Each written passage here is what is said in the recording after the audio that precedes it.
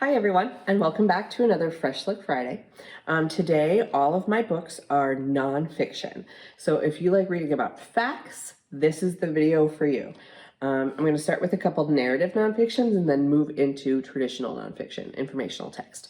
So narrative nonfiction are books that tell facts or tell the story like a fiction story, like a chapter book kind of. And I'm going to start with this one called Trapped. How the world rescued 33 miners from 2,000 feet below the Chilean desert.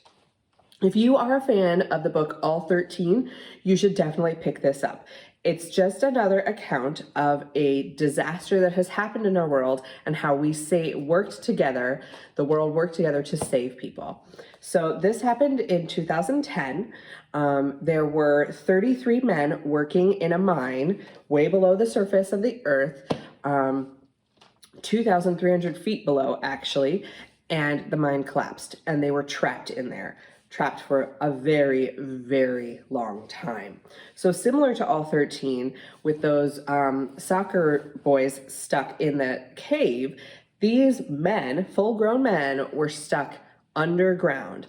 And this book tells that story like a chapter book, really. And all the scientists and people that were involved to figure out how to drill down to them and save them.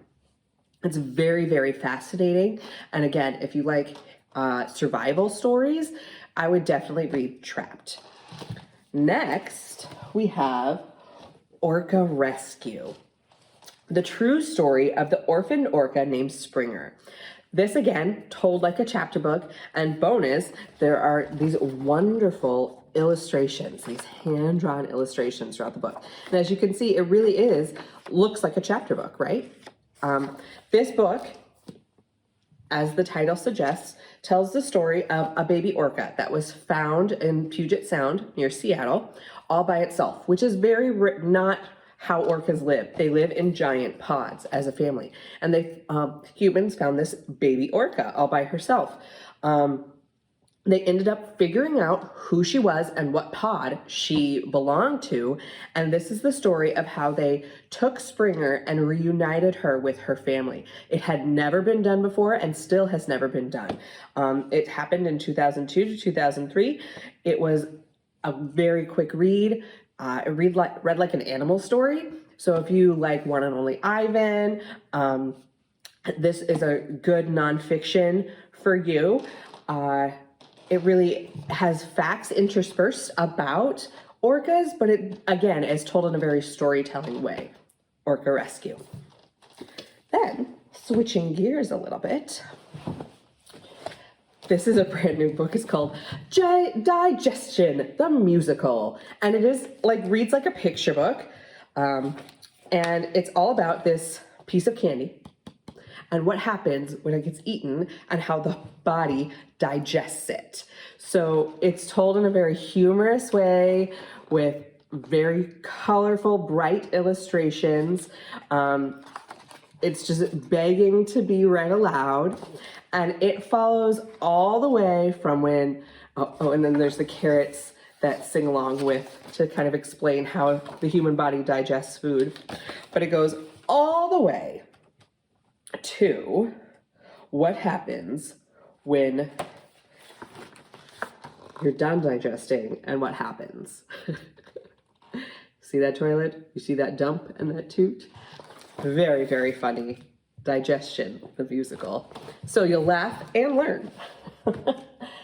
Next, we have another new book that I'm very excited about. If you are an art lover, this is the book for you. This is called Cultured Donuts, Take a Bite Out of Art History. So this author, Chloe Tyler, every page, she has focused on an artist and emulates a donut in that style of the artist. So it's like little snippets, little biographies of each artist. You're gonna learn about them. You're gonna see their different styles. There's a delicious detail or fun fact about each of them. And then at the back of the book, it's some how-tos on how, if you really like that artist style and you would like to emulate them, there's some ways to do it. And I just wanted to show you some of these pages of artists that I really like, that you might know about, that I think you might like as well. So like this one is Van Gogh. Starry Night. See, over here is the original, and we have a little biography here and your delicious detail, and then Chloe Tyler's interpretation of a donut done in the style of Van Gogh. We also have, oh, this one is so fun, Pablo Picasso. So again, we have our Picasso donut. And then this one is also fun, and I bet some of you have done art like this before. A Jackson Pollock, like splatter painting. Isn't that awesome? So it's kind of a donut. You can see the donut in there, right? But it is definitely Pollock style. So again, you can read this in snippets, just like an artist here or there. You don't have to read it to cover, just the artist that you like maybe, or that inspire you, the images that you like. So cultured donuts. And then my last one is about animals. So if you're an animal lover, this is definitely the one for you.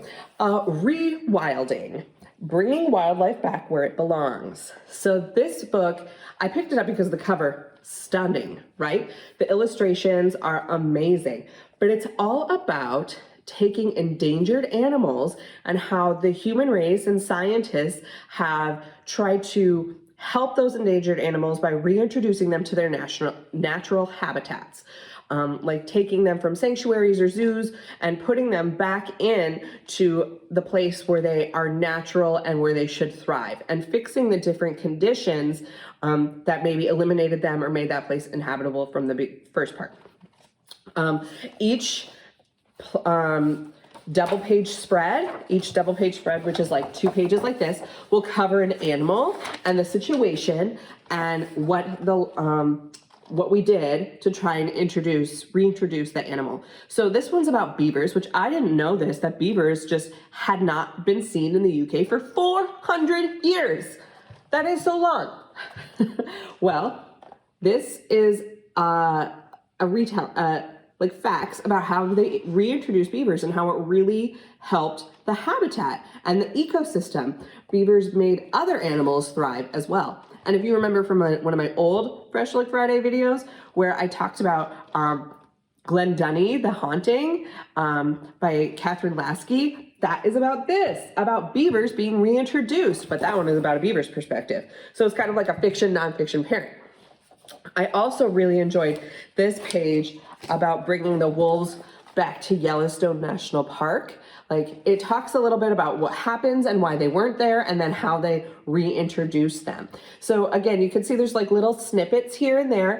You don't have to read everything. You don't have to read cover to cover, but you can kind of go through, read the bits that seem interesting to you. Or read the whole thing. I really like how it is divided into different sections, so you're not overwhelmed with facts. You can kind of skim and read what you find interesting. Rewilding, highly recommend. And that's all I have for you today. We'll see you next time. Bye.